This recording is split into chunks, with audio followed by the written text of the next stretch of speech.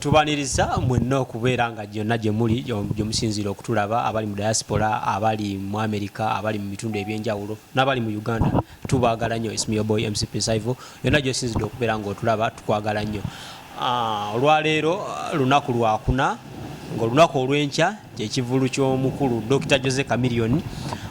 ekyasazibwamu olw'okuva nti nno embuyaga yali ekunse n'etwala stage. So olwaleero twagala kukuba tooki mu mbeera y'obudde nga bweri n'ekivulu kituufu kinaabeerayo olunaku lw'enkya nga stage olwedde yamaze dda okuzimbibwa naye bulijjo omusana gwaka ne gwememula naye ennaku ziweddeyo ate enkuba etandise otonnya nga n'obudde buno enkuba yaakakya empitirivu erimu kibuyaga omungi erimu okubwatuka kwa laddu. Tulina omukugu oba omuntu ow'amaanyi mu industry atunuulira ensonga zino abangi gwabanyi nga Uncle Bini atuyisizeemu embeera y'obudde nga bweri ne Chameleon embeera ze n'ani ali emabega wa kino bannange bulijjo omusana gwaka naye era ku kivulu enkuba n'etandika atukwaniriza bantu bagati nze abakyazizza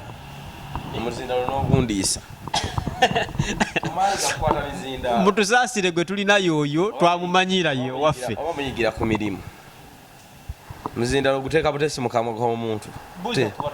ate mbabuulizaako kibanda nyinza obabuuza ne banziramu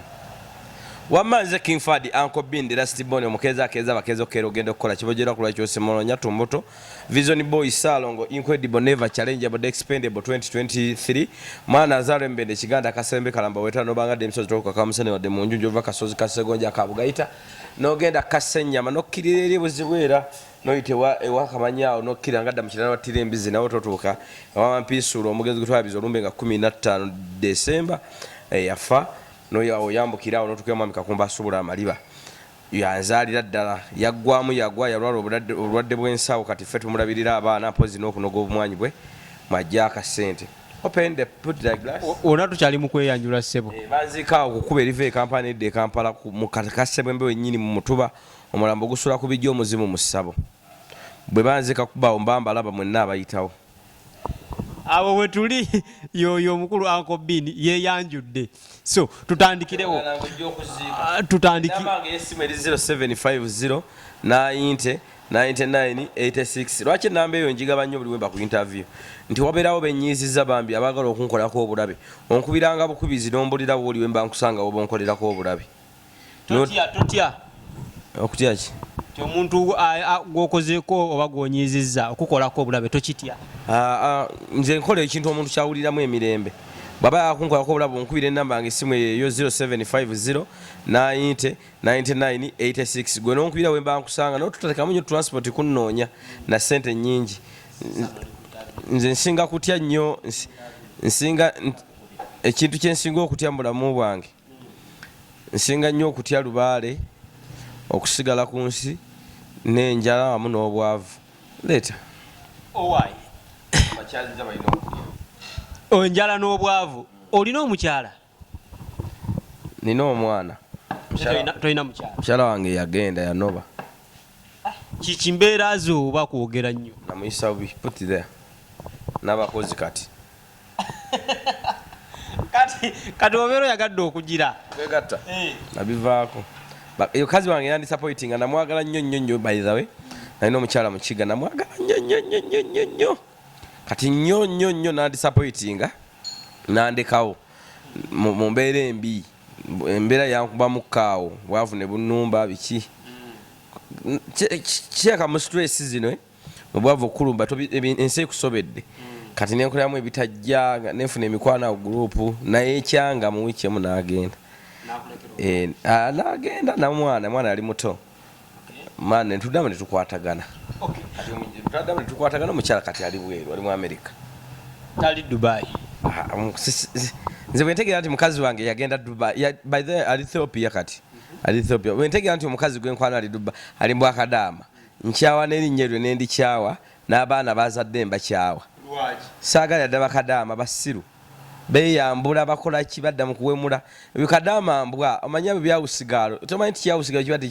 byawusigalo ngeje byoza toyiza abawalabu ezo zoze mikyereza amayo muwalabu addukana mukyere muwe n'oddukana butwe bwa nsenene kati baddukanira entoyi z'abawalabu ezo ne bazooza ate omwana w'omuwalabu aba apamete bakozesa tipi omukuba lugalo bwoti n'omulongoosa lugalo bakadama be batuyimirizaawo be batubeezaawo be batulaba obudde buno tojja bavumira ku tv yaffe. mwenaani ababayimirizaawo bampa mmeka bakola kyamaanyi nnyo okulaba nga neggwanga liyimirizaawo bawa omusolo buli ku musolo gwe baweereza eno e Uganda bakwate beesonde mbajje bannabo abafa bifa nga mbizzi bifiira ku mawanga. Okimanyi bakadama bakoze kyamaanyi n'okulaba nti no airport bagiddaabiriza omulanga gwe bakubidde ku social media. Kati no tekukyagenda kamera badde bakuba omulanga nti bazzeeko kamera tokyakutekubagadde ekifaananyi wadde video. Okimanyi nti nno bakadama abo bannyinaffe basenga baffe bamaama baffe. Siinayo mwannyinaze amange yazaala abawala babiri omu ye Nabukalu Esther omulala ye gundi ye Nabata Grace. Nabata Grace ali Mbende Nabukalu Esther abeera Bulindo. Nekyokoze kimenyewo nga kimenye saagala kadama okwana kadama nundamu embwa. Kadama kyeki ya combat box kadama kigambo kya Luwalabu naye kitegeeza mu combat box. Okimanyi nno ne mukyalawo kadama gyali namuta tweta twasigala kwogera tukuze omwana netegera mutegeeza akyaddeko Dubai mukyawa nnyo ate n'erinnya nendikya omwana kadama ekimutwala okubeera kadama olowooza ki? Kadama ebyo bisiru biva eno bireka abaana ba myezi 5-6 oba wakakiwasa kiri mu bufumbo kakigoba kubyagenda bweru nekireko omwana omuto mukigenze waliwo kadama avudde bweru n'azimba kuno ekizimbe ekyamaanyi e Uganda n'ateekawo akeedi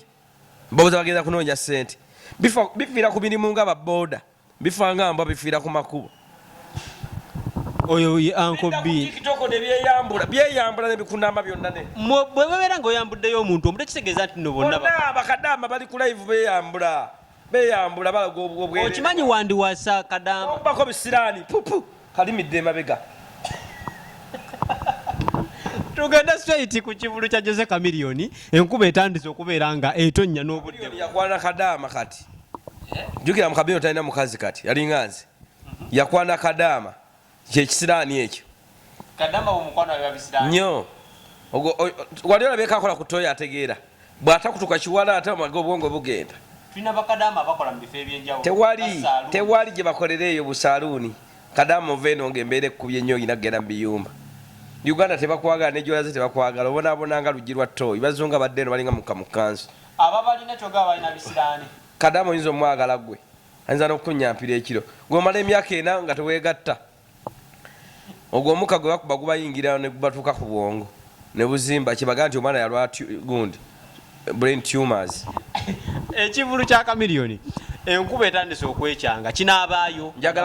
mbadde njagala ku Lwokutaano enkuba etonyetwale ne stage kutireko n'abantu nga 9 oba 15. Lwaki? Chameleon simwagala. Bw'obeera tomwagala omuntu ne byakola tobyagala. Oyinza okwagaliza mulabe w'ekirungi. Yakola ki? Simwagala ng'omuntu yeefuula nnyo. Chameleon wali omulabeko ng'amusibyeko mu kkomera. Kitegeeza ye ne bwakola omusango teyatasibwa. Obwenkanya we toyinza bufuna. Bwe yakuba wa boda alaba bagenzeyo mugira. Simwagala Chameleon yagenda mu NUP n'avaayo dakiika emu ate ne yeesimbawo ate n'agamba bwali wanima kaadi yo lwaki obitugambire eno okukyaliwa tewasomukwira ssimu. Chameleon simwagala ate otandise n'okugenda mu masabo kankubulire Chameleon singa kwata ennamba ya Chameleon onkubire nze nkutwale ku mayanja bakwambulule. Mayanja ne balemi mayanja oyitira ne balemi mayanja waliwo engo waliwo enjuki waliwo abalongo. Ogenda waliwo omukyala amuyita mu mbejja genda Seguku ku ne balemi mayanja oyise ku nikaani awo ononye mu kifo ky'abaana abalongo bajja kulagira ku mayanja ogende weeyambulule. Omanyi muddira ne mwetuuma amanya ge mutategeera Chameleon erinnya mayanja lya balongo kati mwe mwafuulanga famire ki neemu kikyamu gweoyinza okuba kato abaana bonna n'obatuma bakato. Mayanja kitegeeza mulongo ekitegeeza Chameleon mulongo siriri erya kitaawe gwe tolya nti payasa mayanja lya taata si mulongo weteekako ekyobulongo omanyi bwe kimenya omanyi abalongo tuwa okyaffe nze ndi mulongo ssebo. Chameleon alina ebimusumbuwa linnya lyejjeeko naye bulijjo ayimbidde emyaka egisukka mu 3. Bw'olaba akweyagaza bw'ozaala omwana we oyagala benga Chameleon kati kyogerera no mu TV ng'ensi eyo nekuwulira gamba nti omwana wange njagala lolomodo wabe Chameleon kyogere kyogere buli omu aba ne kale abeere nga Chameleon nga si muyimbi ngaakwabina naye ngaafaana Chameleon ebikolwa bye yeeyisa bulungi nnyo afaana ne Chameleon ennyirira ye nga bw'omulaba. Chameleon alina kukola ky'okutereera nga gwe kijjeeko ery'amayanja ayimbidde ebbanga ddene bibadde tebibeerawo lwaki this time tomanya yakuba lugogo emirundi emeka yera ejjandaleka gwe tulina mu ggwanga bw'ogamba nti nno erinnya alyejjeko alirwaliridde ebbanga akoze ki mu ggwanga kiki kyatakoze Chameleon obuddeko azimbye amalwaliro ameka omuntu okumuvula legend amale zimba ddwaliro amale kola kale kikyatakoze aleese abantu bamuze radio bayise mu mikono gye aleese abantu abenjawulo omwana wange n'afunirawa oba obusiru bw'Abannayuganda mwabaki ndoza nawe walidde dda egundi empengere genda olye ku mpengere wakumanyi gavu nunakuvu genda ovuga eggaali wali Chameleon talina kyakoledde eggwanga ki akoledde famire ye si ggwanga omusajja yagoba abazaire waneeno twamusabako nze nyibaza abazaire ezennyumiro singa eza Chameleon ananiya luyimba luli mu lulimi ki Luswahili kati ate abo bagobye olinga naye afaananya wano bakazimba mugalu basima abagundi banaddiini bano bakazimba mugalu tetwakiya bisiyaga twekutudde ku kyaki y'e Bungereza ng'ate okyabala engoye ze baleeta n'eddiini gy'olimu be bagireeta. Chameleon gwe bw'obeera osaba ekivvulu enjira kino bekukola nga waliwo abantu olwedde abagenda ottunda ebyokulya byabwe nfuniramuwa toli Munnayuganda ndi Muganda nze toyagala nsi nze ndi Muganda njagala nnyo Buganda abagenda ottunda ebintu mu kivulu kya Chameleon baganda Chameleon Muganda Buganda efunirawa abantu bwe babeera obulungi naye efunamu bizimbe ekibyolaba ebyabaganda byenkolera muganda okuwa talenti ye ekitiibwa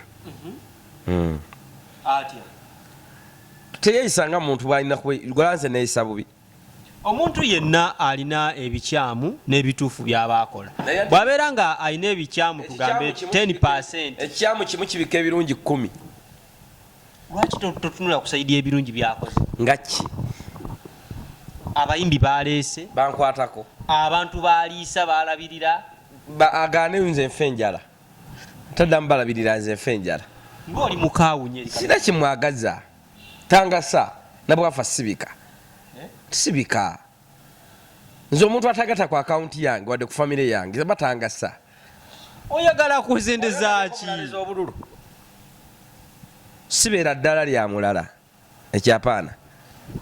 bagamba bw'obeera olemereddwa okukola ekintu sapoti ng'oyo akikoze tomanya nawe oyinza okifunamu indirect wange Chameleon yetago supporting Chameleon muyimbi mulungi n'aba munyumirwa gye bali naye oba ekivulu kimusaze bate kimusaze tebinkwatako naye ate saaga nyakiko lwakuba nti mukazi yakitaddemu abakazi abo muterera nnyo bawa respect kale lumu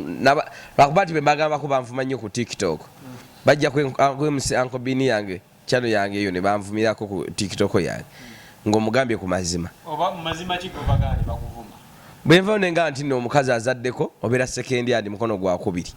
tokalubiriza musajja kwana totumya nkoko n'atanazala katumya enkoko omukazi azaddeko mukono gwa kubiri obanga akwana sukula toyina tumya nkoko lokuwozaddeko atumya ebijja mu myaka gyo atumya eki tumya bijanjalo kiro ebijanjalo so ojira n'abaana bo kye kikutumya enkoko ewande ge yasula birungu ko omukazi kye kyamunobye owo tolabirira mukazi mukazi wange fate tetulya bikyereki mukazi wange ansimako kimu kumulabirira namuwange ebyokulya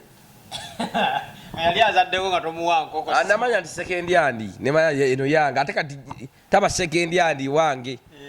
okitegedde bwe nfuna endala ate yeba sekendi andi ono tuba tuli musaayi gumu mukazi wange senedda sa mukazi wange mwa respect omukyala big yategeka ekivulu ng'amaze owa Chameleon sente yamuwa sente mmeka ezisukka ne miliyoni ebibiri Chameleon mutegeke miliyoni 2 ziveewa kigenda musala mukazi wattu tuli mu kisibo ky'abakatoliki beesizedde ettaka omwa magezi kibigi sente singa akwata nagenda nalunda ebibizi bye n'enkoko n'atunda mu gwokuna ogulayo ebibizi byo nga 15 kwa 3 n'obiraawa mu gwokuna biba bisavuwadde n'enkoko tana pia abantu subire egenda beere etya senga biki agenda kujjamu ekinene nnyo miliyoni 2 ze yawa Chameleon ku bisatu 2 kwa 2 5 ku bisatu abantu nga bameka kivulu kya meka kya mutwalo ebiri teri agenda ku abantu bajja funafunayo bantu bajja kujjayokko naye si nnyo naye ate enkuba enkyegenda tonnya egenda limitinga ku bungi bw'abantu abangi tebagenda kujja abantu baavu banaku ne kamiliyoni ekikutwalayo okuliza music we kuba teyeetaaga kusonderako bantu tino ngenderera bono agenda omuwerekera ku kamiliyoni ng'omuntu asitandinga ye nga ye kamiliyoni yankubirako ennyimba ze nali njagalakokko nga 3 ngaki Jamila na naniya mwana wa pena katupakase n'abalupiya ati neje tuvudde wala betulumirirwa bitone mwebyo betuyimbira tubayimbira ebizimba ate nga tukolerera gwanga Uganda bali babalamu batusingeko baberera tudagana dunia nno okuyimba kuzibu osandi oyagala omusajja kuntya siruyimbi olwogedde anti obusiru bwolina bukufaananya edikenzo gwe kati se wetuyita abayimbi nti abamanyi okumayiminga nga nawe ogenda ng'ovaawo wano kubanza yakukyaziza oba simanyi kuyimba ng'osituka ng'ogenda gye bayimba so abantu abagenda okujja mu kivulu kya kamiliyoni be bantu abamanyi music kuba tojja kujja ku kivulu ng'osuubira kamiliyoni agenda kwambala bw'ati tusooke tudde emabega ku stage eno empya wagirabyeko netaaga ogiraba ekyanjawulo ki kyerina n'eri eyasooka terina bweno bw'oyambala obulungi omukazi n'onyuma nga towooma kyekimu omukazi nayambala olugoye lusinga okuba olw'ebbeeyi mu nsona nga tawooma era bamulekawo ekyo kyotegeeza kiteeke ku kyo tulabe siteegi ne bwe beenyirira nnyo ng'omukamiliyoni talina mpisa era tajjafu n'abantu bamuzize mu bantu abasinga okusanyuka kiri nga kibaddewo mwe mwali Gravity n'owa booda gwe yakuba tulowooze nti naawe nanko biini tulowooze nti nno era mwe abali mabega wa bino byonna okulaba nga enkuba etandise olunaku olwalebisindika jjajja kiwanuka atuwanulira jjajja musoke damu nti anko biini nze asindika ebintu kuba bino bitugenda musiboni nze abikola njoya ne jjajja kiwanuka jjajja musoke n'ayiwa jjajja musisi n'asitula byonna nnyo kano kasiki togirabye naggambye bweza nnyo naggambye ku makya ziri nnya nti kati naggambye ku makya enkuba ejja n'owakana wabaddewo embeera yo neraga katono nnyo tekubye thanda laddu tozirabye tosuubira bwekiri omuntu ali ewaka alaba ebintu bino ng'agenda sigaleka togenda abantu abakoye mu kivulu kya kamiliyoni so bagiyita ggwanga mujje mwani wa tujjewo tukoleki abo abantu abayimbiyimbi abo batutamye wano zino embwa z'abakadde amazaali zirajjanira ebweru bayimbi bameka abakwata sente zaabwe ng'ojjeko spice da era ka spice da nakanakonka manager roja sajja oyo mulungi anenge jamani jinzemu akaana akonka tetugenda ye waloja kuba waliyo ensonga zaayo nze nkagala goba tumwagala gwamanyi tetugenda nze njagala nnyo roja ne spice kakibalume tuli kamiliyoni njagala nnyo roja ne spice owala na spice yakolaki tuli kamiliyoni olwaleero wagenda nomujja ku interview natakuwa animanganye transport yakuluma transport nzikuwe nze ku spice ntekayo omukono oyo mwannyinaze twasoma ffenna twakula ffenna ne foundation tusale ndinze interview eno ku kamiliyoni ne show ye so twagala tulabe nti no stage luli we yali bagikyusa bagikyusiza ne bagiteeka eno ku madaala Spice mwagala nnyo talina kyeyankola naye obudde buno eno show ya kamiliyoni njogeddeko nenga nti njaga nnyo Spice dana ate lwaki omuteeka yawaayo ku sente z'abakadde tujja kukola show eya Spice tomwagala alina issues ze naye ng'omuntu talina kibi talina kibi ali good ali good kale Spice ali good eno show leero ya kamiliyoni yawaayo ne ku sente nga babuwa najjayo ziremba z'abakadde twesibe nnyo leero kamiliyoni Spice tumuleke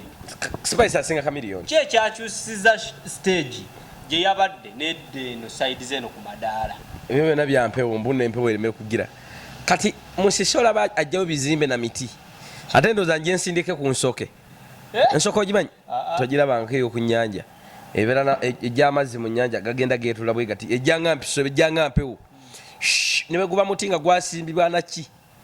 gutwala mu bbanga ne gubula ndoza gye mansindika kati mutegeere amaanyi g'abantu nti obusungu nga bungi bwolina Chameleon essanyu nijjewa kale mbuli lwaki njagala Chameleon lwaki toyagaliza abadigize bba abeesunze okulaba nagende mabala amala n'omwenge gwa layisi mabala 3-5 bbiya buli anagende wa Chameleon yagenda kugwa ku accident ng'avaayo mugwe ku accident mbwamu ekyo tukisaza mu linnya erya Yesu ate Yesu ali eno Yesu yavuga ku motoka oba yafaze akoze oluguudo mwana wa Katonda talina tewali kizaalibwa nga tekyaza tewali kizaala nga tekyazaala Katonda niye yamuzaala hati ye omega and alpha ebyo bigambo byo Katonda ali munze ngoga nti Yesu mwana wa Katonda nze ndi wa sitaani Bayibuli egamba nti mbawadde obuyinza wansi w'olulimi lwammwe mulimu okufa n'obulamu kyonna kye muliyogera nga mukozesa olulimi lwammwe kiriba nze nkozeseza lumiri wange so nga tumaliriza ku Chameleon magezi kigowa abadigiza era ngenda kujja kukeneka ngenda kujja kukeneka ogenda sasula emitwalo ebyo sisobola ogenda yita nze ndi star oyina media pass egenda okukkiriza okuyingira ndi star netaga media pass ndi star mbamba yamino banji ya keneka kulaba mirambo gigenda fiirayo n'abantu bagenda fiira nkube egendo beerero ogimanyi stages kuba abantu screens tema abantu bagwe mu muliro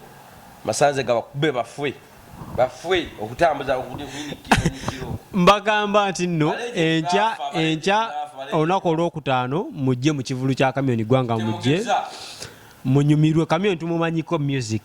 mujje munyumirwe ebigambo byowulira ebyogerwa Uncle Bean bibye si byabalabi si byange si byabatesitesi ba sheno si byabatesitesi ba TV eno bibye ng'omuntu era abivunanyizibwako nga ye mbagamba enkya mujje mulabe show abivunanyizibwako ate kati nze kugambye nti ebintu ebi okusigala ku nsi nga ndi mulamu obwavu lubaale n'enjala abantu bajje mu Chameleon fe wafe waliwo yiika namba yabijja bakaziikako ne kwota tenatuuka nenatano kukimite nawe mubende mu Kiganda Kasewembe Kalamba baidhabo boyagana ejjembe ly'obugagga ngamba tugawanga kweke nyini oli mwavu atokayo obugagga wano ndi wannyoko Uncle Bean kwegamba Yesu gosaba emmotoka yafaayi ne bondi omukyala yakuddukako ng'oli mwavu kyeŋŋamba Yesu gosaba emmotoka yafaayi na bondi yalina obuyinza yabawa ng'otegedde otya nti yangabirizaako ku buyinza ate katamukkiririzaamu sikkiririza mu Yesu muwa kitiibwa nze nkubuulira mazima Yesu simukkiririzaamu muwa kitiibwa okisobola owa ekitiibwa omuntu gw'otakkiririzaamu kyokola bwemba nga kati nze sirya mbizi naye agirya simukola ki tomuyinaako buzibu simuwalana okitegedde n'agitema simukola ki simuwa nabajja nga ze kunneewolako sente gwe nagula mbizi muwa ssente abajja zinziriza waliwo okuwa respect n'okukkiririzaamu kyogamba oli musiraamu mubajje tomuwa respect respect y'omuntu gimuwe nange nsigaze eyange nze bannabbi bange benzikirizamu balala abantu bajje mu siro ya Chameleon buli anaagende wa Chameleon ye naagenda funa accident ng'avaayo abakazi bajja vaamu n'embuto nga kikawa gulavite mukwano gwange ekinkwasa ennaku kale ku lw'ekikazi ekyo kibigi ate ekikazi kinene oba sente kyazi naye kirina omugagga akiwa ku lwa bigi mujje si ku lwa Chameleon era Chameleon bwalinnya ku stage nga mufuluma ku lwa bigi mujje ku lwa bigi omukazi bambi respect wanda nasoteekamu abakazi nawadde sibanyo respect namukwano gwange ajja ti yafudde lwatukwanayo ku kisa kya mali yafa azaala kati yafiira muntu lwakuzaala lwabakyala kati netegera omukazi kikyakolaki kyayitamu okututuusa ku nsi kati abakazi mba respect era siyinza kukola kintu kyonna kissa mukazi wansi era bigi ku lwa bigi ng'omukazi amazima ga Katonda mu ggulu mujje ku lwa big mu ggwanga mujje naye Chameleon ngena mujja kakazindalo ku stage bwakalinnyako bere bulungi luvaawa utakuwa sente wakyogedde nedda kiki yakwagalira omukazi tuuse ku nsonga atolina mukazi Chameleon gwasobola kwagala Chameleon yagamba bwe yatuuka ekiseera ekyagala omukazi ow'okuwasa yava mu bbala z'ebwayise ez'okukaleerwe ez'omukimumbaasa n'atandika okukyakalira ekkololo gye yajja omukazi kaakati gw'okyakalira eno bwayise nfune Chameleon omubuuze twasisinkanira mu sawuna